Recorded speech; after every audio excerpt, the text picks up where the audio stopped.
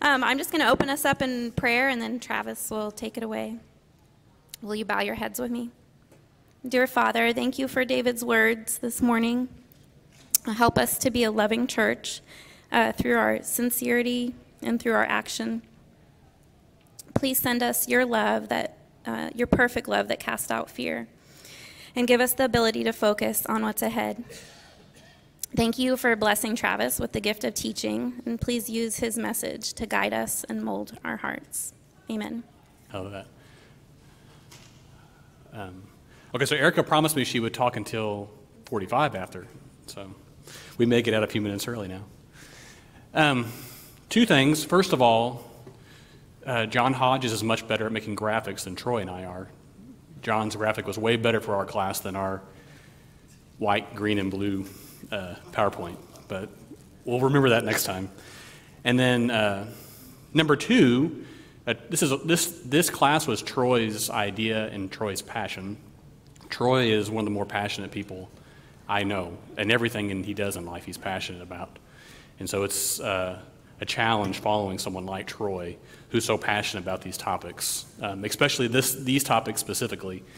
So anyway, thank you for leading this thing off first, Troy, and I'll do my best to follow. All right, so as we get started with class today, yesterday was a big day in United States history, 20 years after 9/11. So let's see. Yeah, everybody in this room would have recollections of that day. I was a senior in high school in 9/11. Some of you are much older than me in 9/11, have different memories than I do. But you could all probably, for the most part, guess, or not guess, but know where you were when you first heard the news about planes crashing into the World Trade Center. Sometime maybe in your morning commute to the office, as you're getting ready to leave home, somewhere in that time you found out the news. What are things that you remember about that day or the days immediately following that day? And I think we're recorded, and so if you're saying stuff, the people who are going to be hearing this after the fact won't hear it, but that's okay. I'll try to repeat it and get the idea across. So what are things that you recall or remember from that day 20 years ago? Yeah. So no flights for a couple of days. Or I don't know, I can't remember how many days it was afterwards, but at least immediately following that, there was no commercial air flights in the United States. Other things you remember? Speak loudly.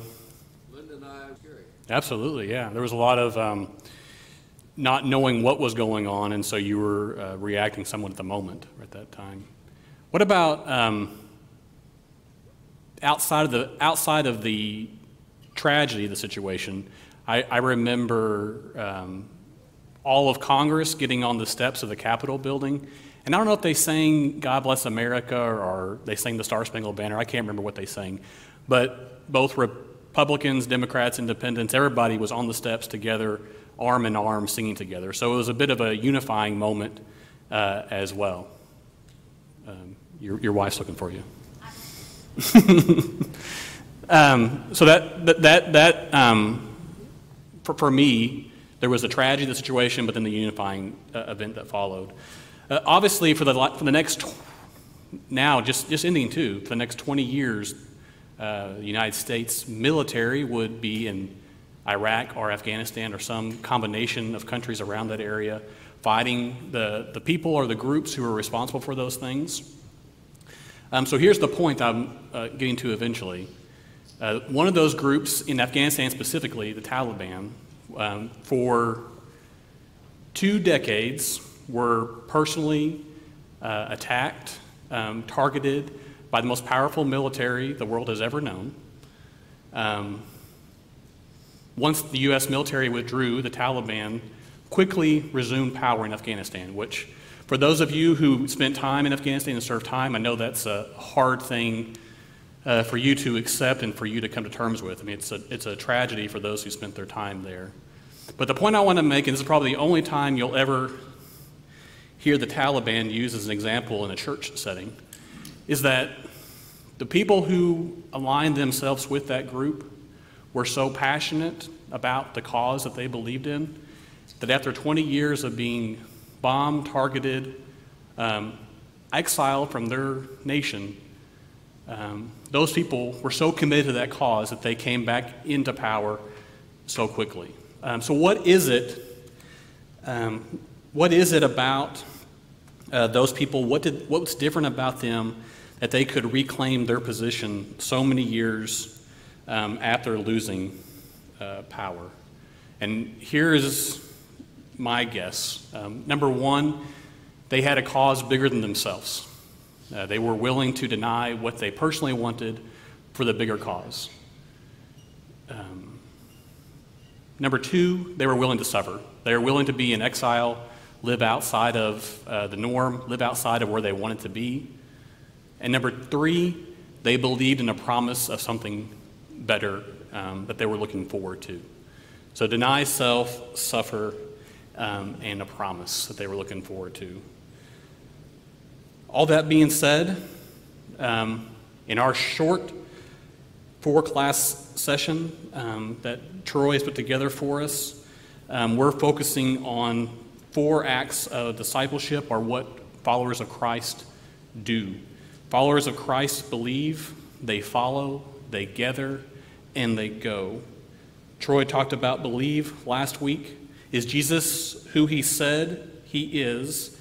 And if that's the case, what's that mean for us? Follow, if we believe who Jesus is, what does it look like to actually follow him? When we gather, what is the purpose of gathering? What does that look like? And then finally, go. Jesus said to go unto all the world and teach. What's that look like for us in 2021 in San Antonio, Texas? So our verse for today's class comes from the Gospel of Mark. It's on the screen. I'm going to read it, and then we will move on from this, but I would ask you remember the words that are said, because they're going to be important for framing our class today. Then he called the crowd to him along with his disciples and said, "Whoever wants to be my disciple must deny themselves and take up their cross and follow me. For whoever wants to save their life will lose it, but whoever loses their life for me and for the gospel will save it."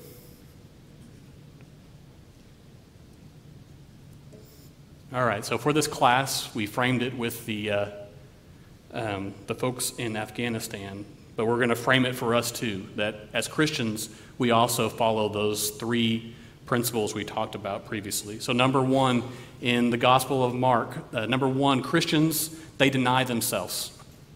Number 2, Christians take up their cross.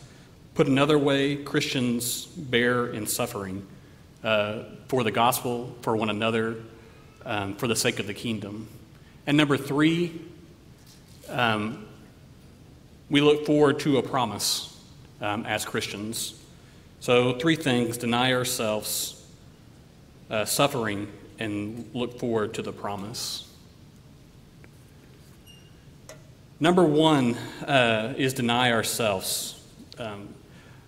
This is not an easy lesson to teach about when the first 2 topics are deny and suffer. Deny and suffering are not things that we wake up looking forward to, right? But number 1 is deny. So again, I know this is a big class setting, it's hard to talk, but I do better when I hear what you're saying, and hopefully you do better when you're engaged in the class. So when you hear the term deny yourself, what does that mean to you?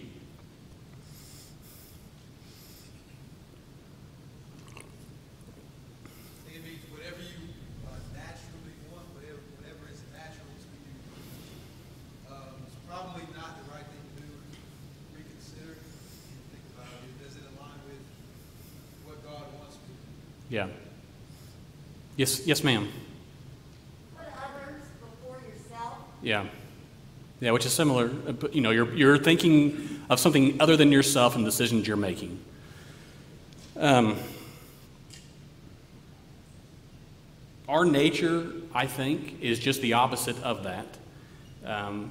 I was thinking, when you meet a new person, or you engage with a new friend, or you talk to a high school student, the very questions that you ask when you first get to know somebody reinforce the idea that it's all about me. So Troy, if I was to come talk to you, one of the questions I would ask a new colleague would be, what do you do? Right? So this discussion is about what makes you important is what you do. If you're talking to a high school senior who's about to graduate, what is the question you ask that high school senior? Where are you going to school? If you're talking to somebody who is nearing the end of their retirement, what do you plan on doing? Not ending retirement, ending their career, going into retirement. What do you plan on doing in retirement? Our culture is built around investing in you, not so much denying yourself what you want. In the gospel account, denying yourself may mean leaving your profession. Think about when Jesus called his first disciples. His first disciples left their jobs as fishermen. They left their jobs as tax collectors to be called into Jesus' ministry. It may mean leaving your family. It may mean giving away your possessions. Think of the rich young ruler. What Jesus asked for him was to leave all your possessions behind. It may mean taking a less desirable path, a path that you weren't planning on taking originally. These are all examples of what denying yourself means in the Gospels. In his book, The Cost of Discipleship, Dietrich Bonhoeffer uses the same passage that we're talking about today to frame out what it means to be a disciple. And this specific chapter, Bonhoeffer is talking about what it means to suffer as a Christian, but he also talks about denying yourself.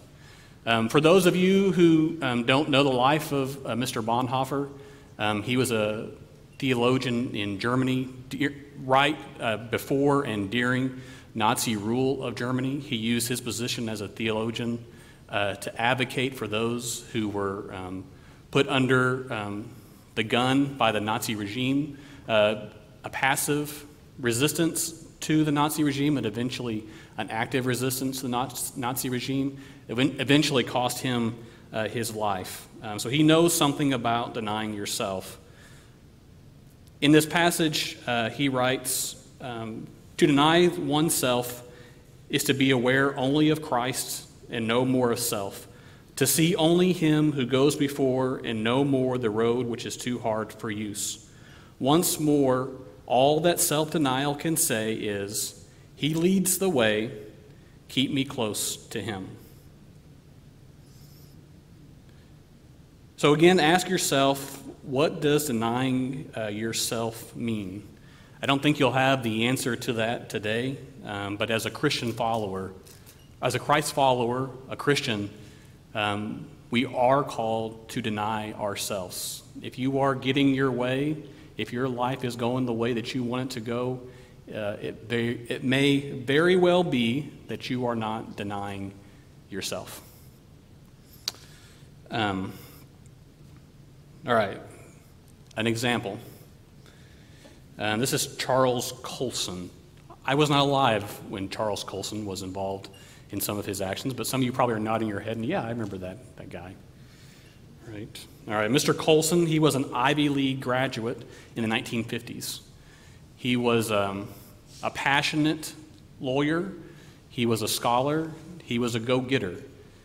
He wanted things, and he got them. He became a Marine during the Korean War and became one of the youngest captains in the Marines. He was a go-getter. He got what he wanted.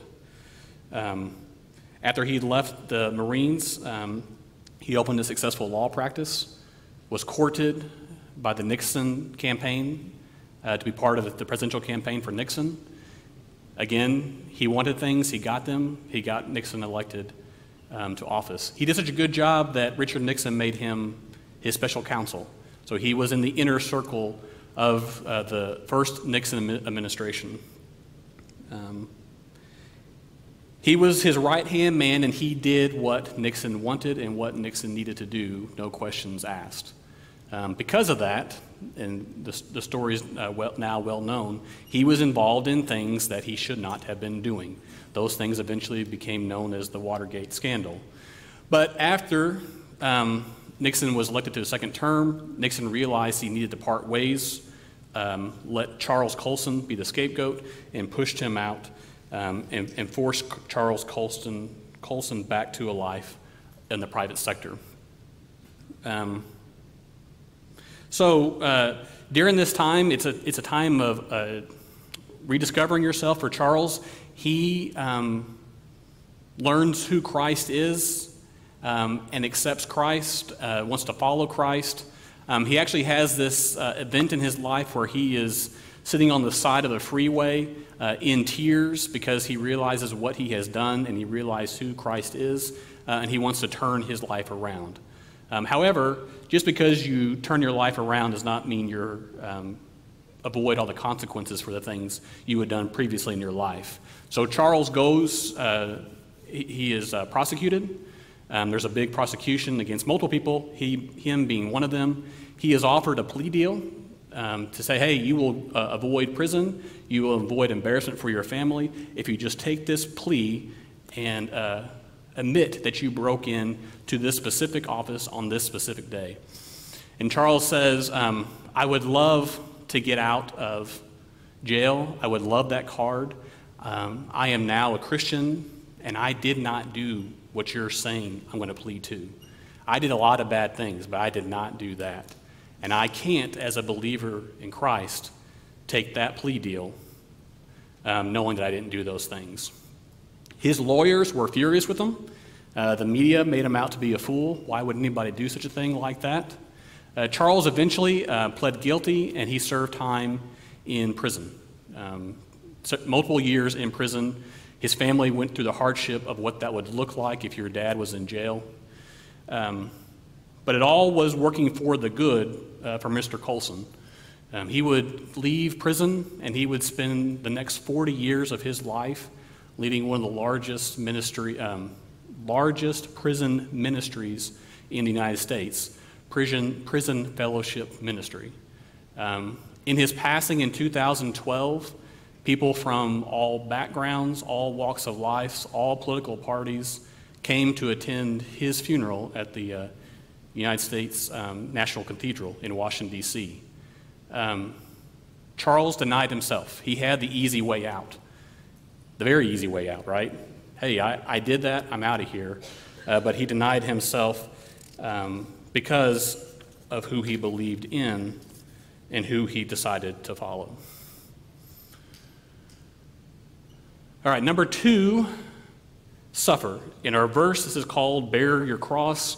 Bear your cross. Can't think of anything more suffering than bearing a cross. So what we're getting at here is that as Christ followers, we deny ourselves and we are called to suffer. It's hard enough following Troy teaching, but when you got to teach about suffering, it's even more difficult. So this is a tough one. As followers of Christ, we should expect, we should anticipate, and we should appreciate suffering. Suffering is part of what it means to follow Christ. Paul communicates the same idea by longing to suffer like Christ. If I can suffer like Christ, I can be part of what and who he is. Jesus communicates it differently in the Sermon on the Mount, saying that when you experience suffering, when you experience persecution, you are blessed. There's something completely ironic about the idea of wanting to suffer in the world that we live in. Most people spend most of their lives trying to avoid just that, right? That is our goal, is to avoid suffering. Why is it that Christians have to suffer? Or, maybe put another way, do you read it the same way? Do Christians have to suffer? Is that really part of being a Christ follower, suffering? Yeah, that was my first point. Peter seems to imply that, or he does state that our trials, our suffering, actually make us better. What's the cliche? What doesn't kill me makes me stronger. I'm not sure if that's always true, but that's the idea, right? Is that your suffering makes you perfect. Paul states that suffering brings us closer to Jesus. He brings us closer to who God is. So why is it? Yes, ma'am.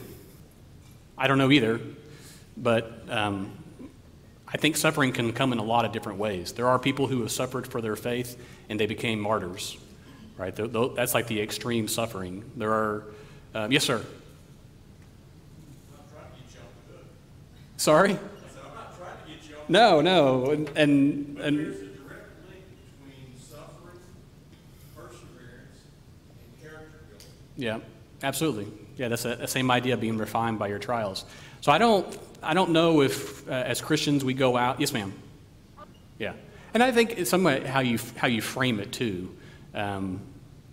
You may accept suffering in your life much differently than other people do, and you do it not because you enjoy it, because you see the fruits that suffering leads to. I don't think this suffering means necessarily suffering for your faith. It just means suffering, period. No, I think it means suffering because of who you are. I mean, in the Beatitudes, it's not blessed are those who are persecuted, or it's for righteous sake, right? You're doing, not just because you're having a hard day, but you're having a hard day because of who you are and what you believe in.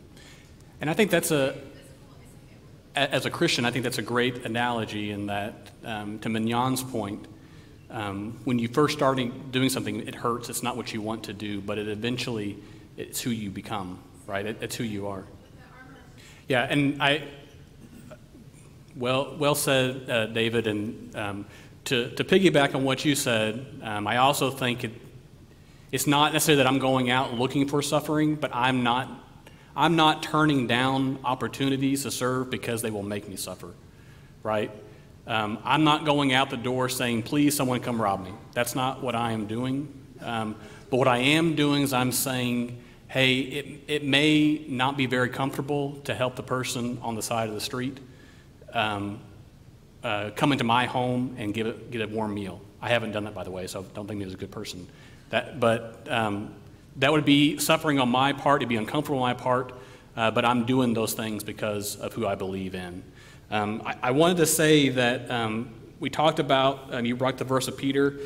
Peter says that suffering perfects us. Paul states that suffering brings us closer to who Christ is. So I think the question is, why is suffering such a big part of who Christ is? And I think for that answer, you have to dig much deeper and probably have someone better teaching that class than myself. But Christ suffers because Christ is the heart of God. And the heart of God is to look out for his creation. And why does that require suffering? That's a big, deep question, and I don't know the answer to it. But I do know that in Galatians 1:4, it says that God the Father sent his Son to save us from the current suffering that we are in this current time, to set us free for bigger and better and greater things. So I know that's the heart of God, is to do those things, and I know part of that is to suffer. I don't want anybody going out here thinking I need to inflict pain on myself. That's not what I'm trying to say. What I am trying to say is don't not do things because it will hurt. Don't not do things because it will be uncomfortable. I think I said that correctly. Sharon, you can correct me later if I did not. All right, an example. Suffering comes in all fashions, so I don't want you to just be honed in on one thing. This gentleman's name is Mr. Tom Lin. Tom Lin was born into a Taiwanese immigrant family in the United States. His parents were Christians. His parents loved to take their kids on camping trips and show them how to be adventurers in the wild. His parents also encouraged Tom to take academics extremely seriously, and they promoted the idea that if you make good grades in high school, you will get to go to a great college, and if you get to go to a great college, you'll get to have a great career, and you will have the security and the promise that a great career provides. Tom met and exceeded all of his parents' expectations. He was a valedictorian of his high school class. He was a USA Today top 20 student in the United States. Evidently, he was featured on ESPN. I guess they have every once in a while a special on academics and not just sports on ESPN, but he was featured on that. His academic success led him to receiving the acceptance letter to the university of his parents' dreams. He was accepted into Harvard University. All things were looking up for Tom and his family. But when Tom got to school, he was pressed into a new adventure.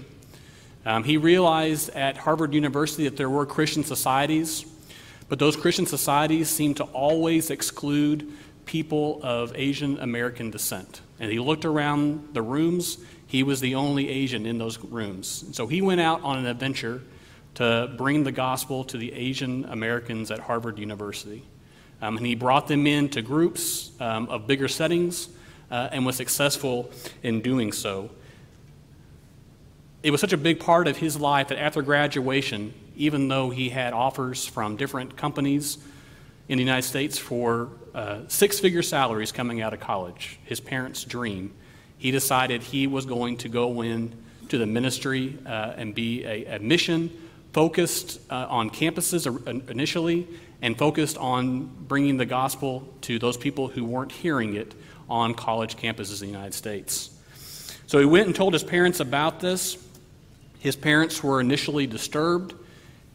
They were then angry, and then almost to the point of violence. His mom threatened to kill herself if he actually went through with this idea of taking his parents' dream and flushing it down the drain to chase his dreams and passions exploring the gospel.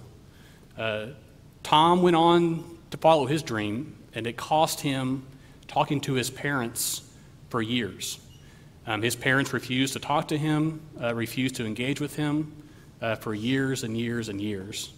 The good part of the story is that they finally reunited and became a family again. The other good part is that Tom is now the president of InterVarsity Campus Ministries. It's a organization that brings the gospel onto American campuses, campuses around the world, actually. And Tom is now the president of that society. Suffering comes in all different ways. It doesn't mean that you're physically hurt. It doesn't mean that you're emotionally hurt necessarily. It could come in a lot of different ways, but it's following who you're called to be no matter the cost. And that's what suffering is. Jesus says there will be suffering when we follow him. What suffering looks like for you is hard to say. But when your life is easy, when things are going the way that you want them to go, I think you need to check yourself and ask yourself, why? Why is that the case? Number 3, living the promise, and this is our last one. There's some of you who are listening to this class and thinking, okay, so what I've heard so far is I have to not do what I want, and I have to hurt when doing it. Why on earth would anybody want to be a Christian? That sounds, what a great sales point, right? Why would anybody want to be a Christian? All right, so the author, N.T. Wright, he has spent pages and pages and pages of books trying to change the Christian mindset from this mindset that says we are Christian and therefore we get to go to heaven. So the reason I'm Christian is because I get to go to heaven. He's tried to change that mindset to think we are followers we are followers of Christ who have been set free to work God's kingdom into the present world and go to heaven. That there's something that we do as Christians that is now, and there is a part of being a Christian that's from the future. And those things are all connected, and they're all why we are who we are. I think it's a similar argument to what we're talking about here today. We are not only Christian because when we die, we get to go to heaven. We are Christian because living the way that Christ lived is truly the best way to live. I don't think, well, I do not live the way that Christ has called me to live, but I can tell you the times where I have done better at denying myself and doing things for others.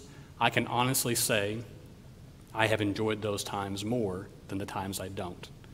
I will also say that inertia always pulls me back to doing things that I want.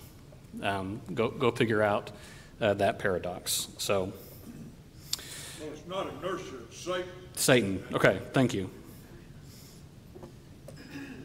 Thank you. Yeah, okay. So Jesus makes this promises. Hold on.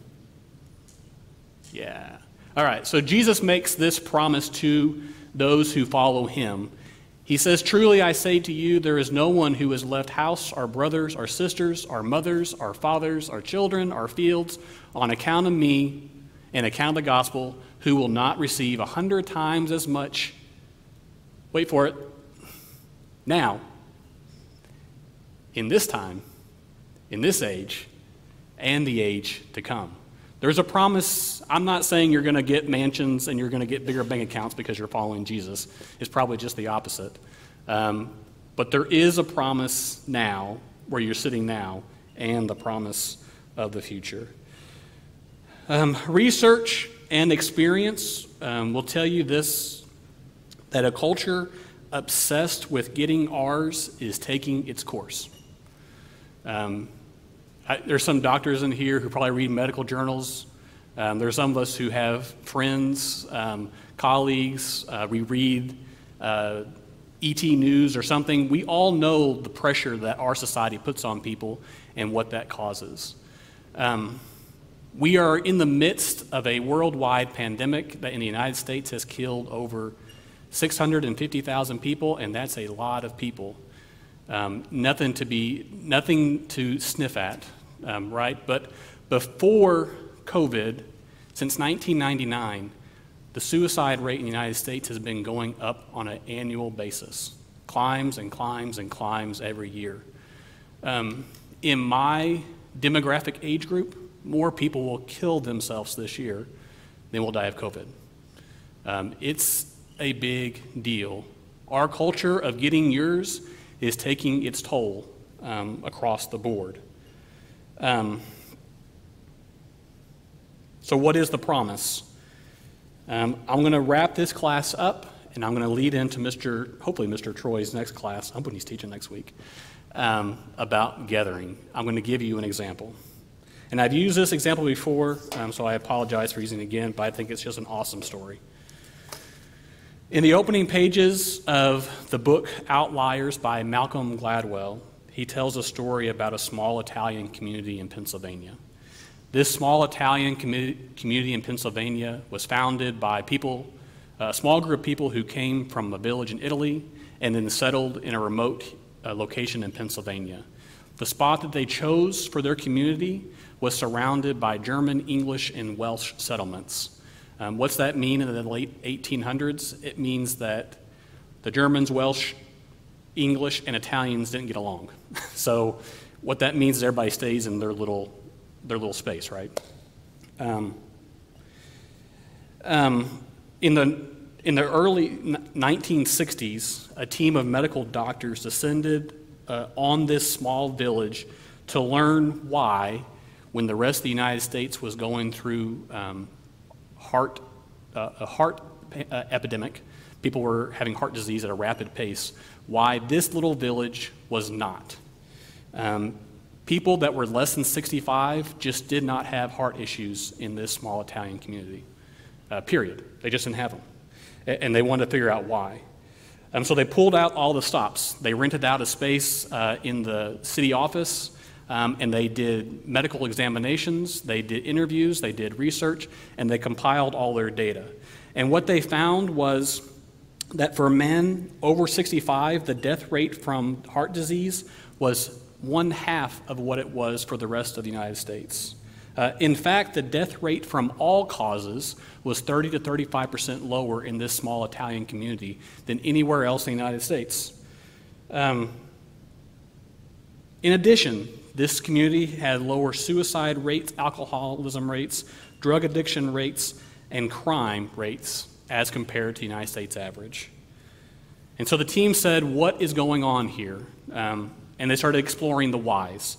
The first thing they looked at was, well, it's probably their genetics. They came from an area in Italy that had good genes, and they're all the same group of people, and that's why. But they went back to where these people came from, Italy, and those people were right on average. They were dying as expected. They were having alcoholism issues as expected. So they said, it's not that. So then they went back and looked at the diet. Well, these people, they had about the worst diet you can imagine. They loved pizza, and not Italian pizza where it's thin crust. They used the big bready pizza with tons of cheese and sausage and meatballs and everything else on top of it. In fact, people in the community smoked more heavy than people of their same demographic elsewhere in the United States. These people were not healthy. Their obesity rates were higher than the U.S. average. So what's going on here? The findings of all the research came to this. The people in the Italian community were healthier because they were a community. Because they were a community. Being part of a community where you visited with friends in the morning before you went to work, where you shared in backyard cookouts, where because you were neighbors with everybody, your status and what you succeeded in didn't much matter because you were still neighbors. In a community where you all went to church together, where you all volunteered together, it actually made people healthier. It actually made people better. Today, I know medical doctors take that into account when they're helping their patients. It's the whole body that makes you who you are. It's not just looking at you as a science experiment. But for us, what's that mean? The way that Christ has called us to live, where we care more about the other than ourselves, it is hard, it is difficult, and I would challenge you to ask yourself the questions, am I denying myself? Would I suffer for Christ? Ask yourself those questions. Those are hard questions to answer. But then remember, the life that Christ has called us to live is not just about tomorrow. It actually makes our life today a whole lot better. It's going to be hard, it's challenging, but that's the promise that Christ gives, is it's not just about what we're going to experience with Him for eternity. Eternity starts now. So next week, piggybacking off of community and being together, Troy is going to continue our Believe, Follow, Gather, Go, and talk about Gather. What's it mean when we come together as a community of faith in this church building or wherever else we gather? And that's next week. All right. Yeah, see, I told you, John Hodges is much better at doing graphics than we are. All right, thank y'all.